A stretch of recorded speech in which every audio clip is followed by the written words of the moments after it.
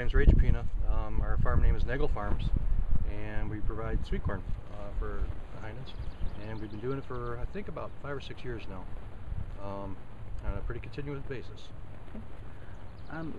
So what is your farming process or your technique for growing corn? Well, we like to grow a cover crop in the fall, what we do is we plow that cover crop out over in the spring, and it seems to help with maintaining moisture and have more organic material in the ground. And as you see, the corn's pretty tall, and it seems to help that way. And other techniques, we buy some special seed that we can't tell anybody about.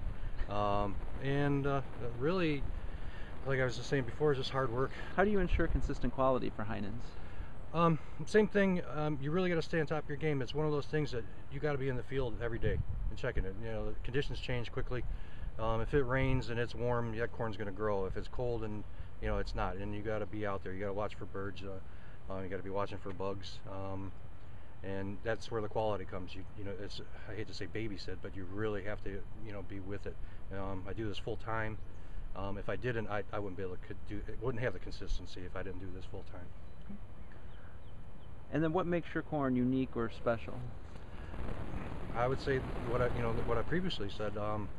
I'm with it all the time. I really care about it. It's something I've done since I was 12, and I'm proud of the quality that we have. And quality is king. There's a lot of growers, and if you don't have the quality, you're not going to have the business. To the normal person, you don't think that there's nothing wrong with that, but if you open it up and the customer opens it up and they see that, they're like, oh my gosh, there's something wrong with it. And you got a beautiful ear.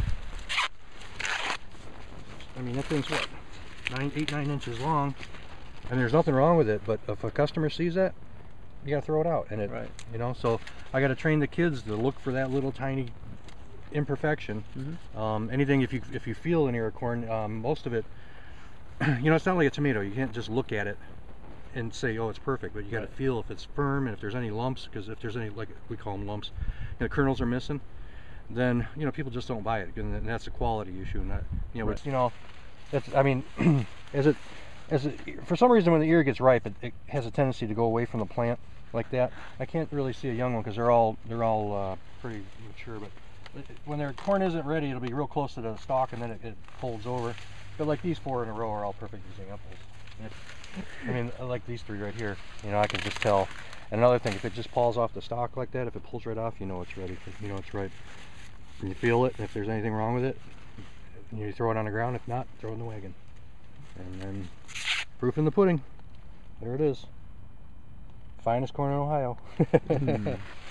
Yeah, my name's Nagel, farm manager, the sweet corn manager at Nagel Farms, and you can find our corn at Heinen's in the produce section anytime now.